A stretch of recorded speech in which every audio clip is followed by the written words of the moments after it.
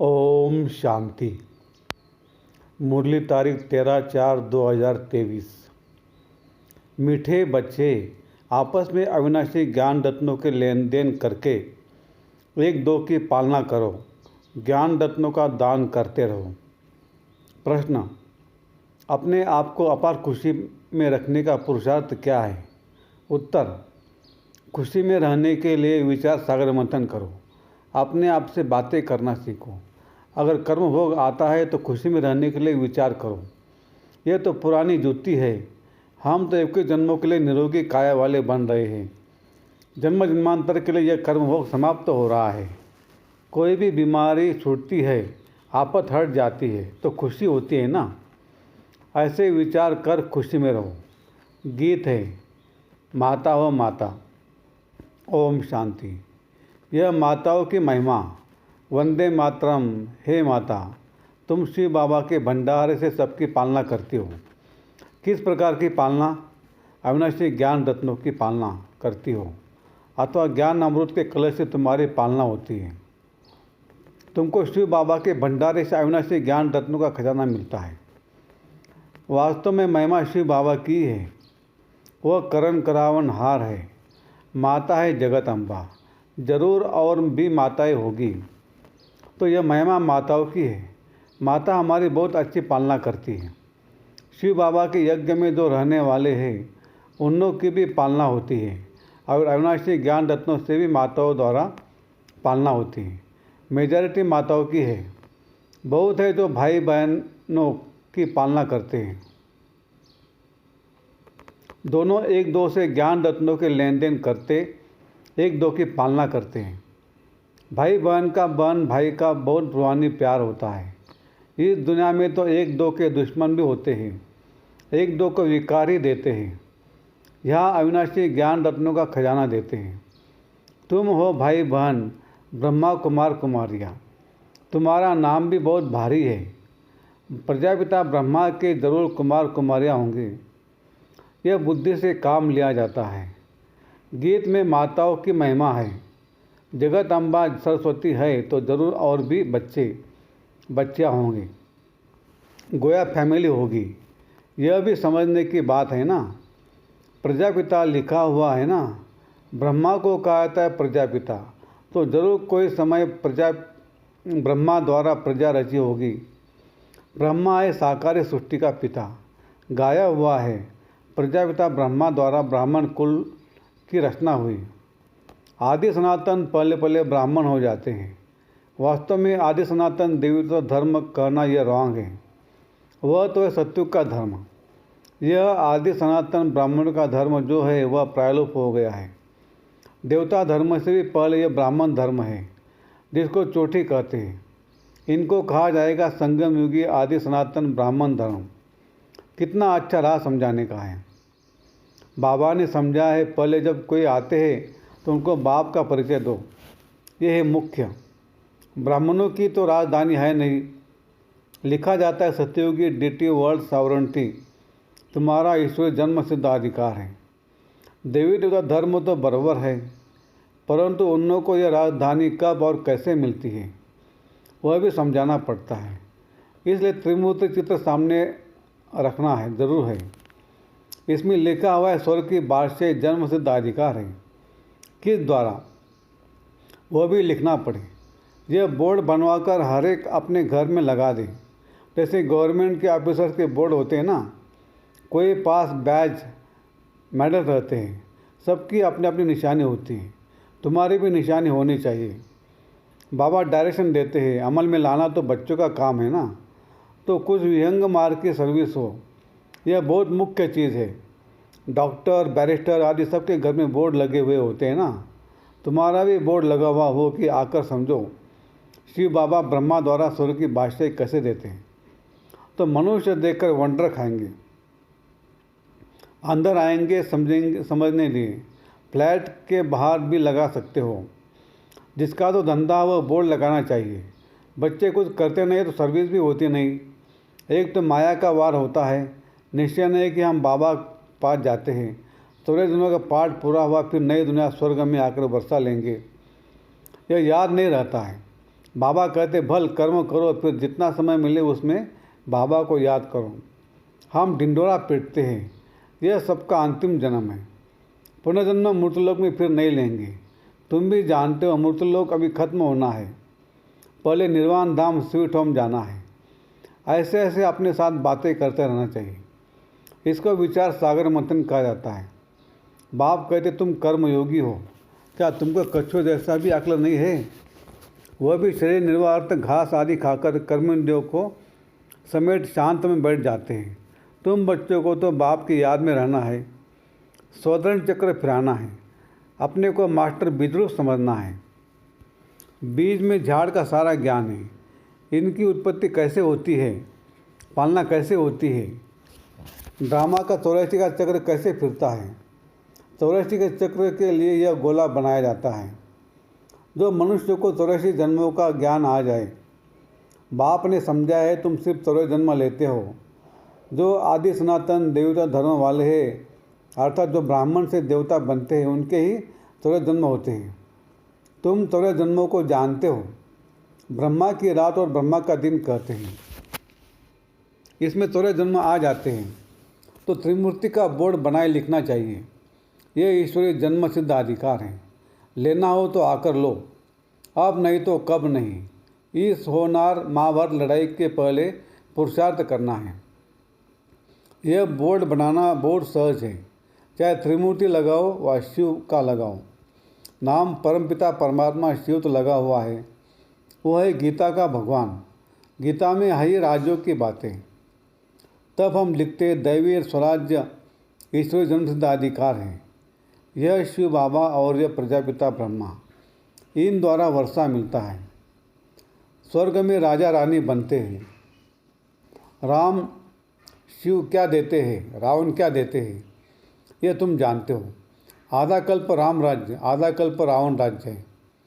ऐसे नहीं, परमात्मा ही दुख देते हैं। दुख देने वाला तो 5 रावण 5 विकार है, जो ही विशेष बनाते हैं। सतयुग है शिवालय। बच्चों को भिन्न भिन्न प्रकार की समझाने रोज़ मिलती है, तो खुशी में रहना चाहिए ना। तुम जानते हो शिव बाबा पढ़ाते हैं। ऐसे नहीं कि साकार को याद करना है। शिव बाबा हमको ब्रह्मा द्वारा सहज राजयोग सिखाते हैं। शिव बाबा आते ही प्रजापिता ब्रह्मा में। प्रजापिता ब्रह्मा और किसको कह नहीं सकते, ब्राह्मण भी जरूर चाहिए। बाप आकर सच बतलाते हैं। गाया भी जाता है सेकंड में राज्य भाग्य। बच्चे कहते हम शिव बाबा के बच्चे हैं, वही स्वर्ग का रचयिता है, तो जरूर हमको स्वर्ग के राजे देंगे। और क्या देंगे? बाबा कैसा वंडरफुल है, 1 सेकंड में जीवन मुक्ति जनक को मिली, यह भी गाया हुआ है। तुम जानते हो अब हम शिव बाबा के बने हैं। शिव बाबा का जरूर याद करना है। जब बाप की गोद ली है जिससे स्वर्ग का वर्षा मिलता है, उनको और वर्षे को याद करना है। जैसे बच्चे धर्म की गोद लेते हैं तो जानते हैं पहले हम फलाने का बच्चा था, अब फलाने का हूँ। उनसे दिल हटती जाएगी और इनसे जुटती जाएगी। यहाँ भी तुम कहेंगे हम शिव बाबा के अडॉप्टेड बच्चे हैं, फिर उस बाप को याद करने से फ़ायदा ही क्या? मोस्ट बिलवेड बाप इतनी बड़ी संपत्ति देने वाला है। बाप ही मेहनत करके बच्चों को लायक बनाते हैं। ऐसे बाप को तुम घड़ी घड़ी भूल जाते हो, और तो सब तुमको दुख देने वाले हैं, फिर भी उन लोगों को याद करते हो और मुझ बाप को भूल जाते हो। रहो भल अपने घर में, परंतु बाबा को याद करो। इसमें मेहनत चाहिए, तभी पाप विनाश होंगे। यह तो सारा कब्रिस्तान बनना है। बच्चे मेरे बने गोया विश्व के मालिक बने। तुम जानते हो बाबा के बने हैं, फिर स्वर्ग के मालिक हम अवश्य बनेंगे। खुशी का पारा चढ़ना चाहिए। यह भी जानते हो यह पुराना शरीर है, कर्म वो भोगना पड़ता है। बाबा मम्मा भी खुशी से कर्म वो भोगते हैं। फिर भविष्य 21 जन्मों का सुख कितना भारी है। यह तो पुरानी जुत्ती है, अभी कर्म वो भोगते रहेंगे, फिर 21 जन्म ले इनसे छूट जाएंगे। कोई बीमारी छुट्टी जाती है तो खुशी होती है ना, कोई आफत आती है फिर हट जाती है तो खुशी होती है ना। तुम भी जानते हो आप जन्म जन्मांतर की आफतें आ रही हैं। अभी हम बाबा पास जाते हैं। यह है विचार सागर मंथन कर पॉइंट निकालना। बाबा राय तो बतलाते हैं, ऐसे ऐसे अपने से बात करो। हमने थोड़े जन्मों का चक्र पूरा किया, अब बाबा पास जाते हैं, फिर बाबा से वर्षा पाएंगे। साक्षात्कार भी करते हैं, इसमें परोक्ष और अपरोक्ष है। जैसे मम्मा को कोई साक्षात्कार नहीं हुआ, बाबा ने विनाश और स्थापना का साक्षात्कार किया, इनको भविष्य का साक्षात्कार एक्यूरेट हुआ। परंतु पहले यह समझ में नहीं आता कि हम यह विष्णु बनेंगे, पीछे समझते गए।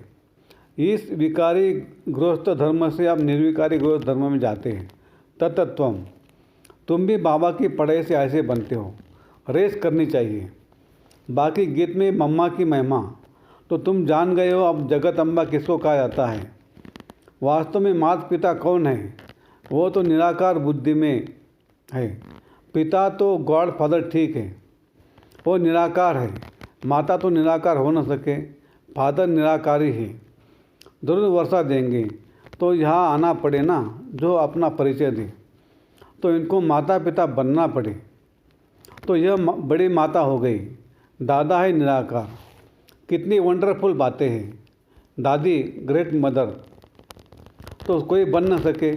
यह ब्रह्मा तो मेल हो गया, क्योंकि मुख वंशावली है। बाप कहते कितना गुह्य राज है जो कि समझाता हूँ। कोई की बुद्धि में बैठ नहीं सकता कि माता पिता कौन है। वह समझते कृष्ण के लिए। फर्क सिर्फ यह किया है, इसको कहा जाता है एकज भूल। कोई तो कारण बनना चाहिए ना। क्या भूल होती है जो भारत इतना दुखी होता है? अभी तुम जानते हो किसने भुलाया, कारण क्या हुआ जो भूल गए। बरबर माया रावण ने बेमुख किया है। जैसे बाबा करण करावनहार है, वैसे माया भी करण करावनहार है। बाप करण करावनहार सुख दाता है, वह करण करावनहार दुख दाता है। माया बाप से बेमुख कर देती है। अब बाप खुद कहते हैं, आत्माएं निरंतर मुझ बाप को याद करो। तुम हमारे बच्चे हो, तुमको वर्षा लेना है, सिर्फ मुझे याद करो, तुम्हारे विकर्म विनाश हो जाएंगे। यह वेद के बाप से मत मिलती है ब्रह्मा द्वारा। गुरु ब्रह्मा तो मशहूर है, वह फिर कह देते ईश्वर सर्वव्यापी है, बेअंत है। आगे हम भी समझते थे यह ठीक कहते हैं। अभी समझते कि यह तो रावण माया ने कहलवाया है। एक तरफ कहते नाम रूप से न्यारा है, और फिर सर्वव्यापी कह देते हैं। दो बात इकट्ठी हो न सके। बस गुरु ने जो कहा सो मान लिया। माया भूल कराती है, नीचे गिराती है, फिर बाबा अभूल बनाते हैं ऊँच चढ़ाने के लिए। बाबा तदबीर तो बहुत अच्छी कराते हैं, फिर अपनी तकदीर बनानी है। बाप को याद करना है, यह तो सहज है। कन्या की जब सगाई हो जाती है तो उनको पूछे एकदम चटक पड़ती है ना। वैसे अब तुम्हारी सगाई होती है शिव बाबा से, तो उनको चटक पड़ना चाहिए। बाप कहते तुम मुझे याद करो, तुम्हारी आत्मा पवित्र बनेगी तो तुम मेरे साथ चलोगे। मैं तुम्हें नैनों की पलकों पर ले चलूँगा। सिर्फ तुम मुझे याद करो तो मैं गारंटी करता हूँ तुम पापों से मुक्त हो जाएंगे। एम ऑब्जेक्ट बिगर पुरुषार्थ कैसे करेंगे? यह अंधश्रद्धा की बात नहीं। यह शिव बाबा की कॉलेज है, वह है स्वर्ग का रचयिता। अमर लोक के लिए पढ़ा रहे हैं। आप तो मृत्युलोक है। मृत्युलोक खत्म हो जाएगा, फिर सत्युग जरूर आएगा। यह चक्र फिरता ही रहता है। अच्छा, मीठे मीठे बच्चों प्रति माता पिता बाप दादा का याद प्यार और गुड मॉर्निंग। रूहानी बाप की रूहानी बच्चों को नमस्ते। हम रूहानी बच्चों की रूहानी बाप दादा को याद प्यार गुड मॉर्निंग और नमस्ते। शुक्रिया बाबा, शुक्रिया आपका, लाख लाख शुक्रिया। धारणा के लिए मुख्य सार। 1, कछुए में सब कर्मेंद्रियों को समेट बाप और वर्षे को याद करना है। कर्मयोगी बनना, अपने आप से बातें करनी है। 2, आपस में ज्ञान रत्नों के लेन देन कर एक दो की पालना करनी है। सबसे रूहानी प्यार रखना है। वरदान, दिल के सच्चे संबंध द्वारा यथार्थ साधना करने वाले निरंतर योगी भवो। साधना अर्थात शक्तिशाली याद। बाप के साथ दिल का सच्चा संबंध, जैसे योग में शरीर से एकाग्र होकर बैठते हो, ऐसे दिल मन बुद्धि सब एक बाप की तरफ बाप के साथ साथ बैठ जाए। यही है यथार्थ साधना। अगर ऐसी साधना नहीं तो फिर आराधना चलती है, कभी याद करते कभी फरियाद करते। वास्तव में याद में फरियाद की आवश्यकता नहीं। जिसका दिल से बाप के साथ संबंध है वह निरंतर योगी बन जाता है। स्लोगन, करावनहार बाप है। इस स्मृति से बेफिक्र बादशाह बन उड़ती कला का अनुभव करते चलो। अच्छा, ओम शांति शांति शांति।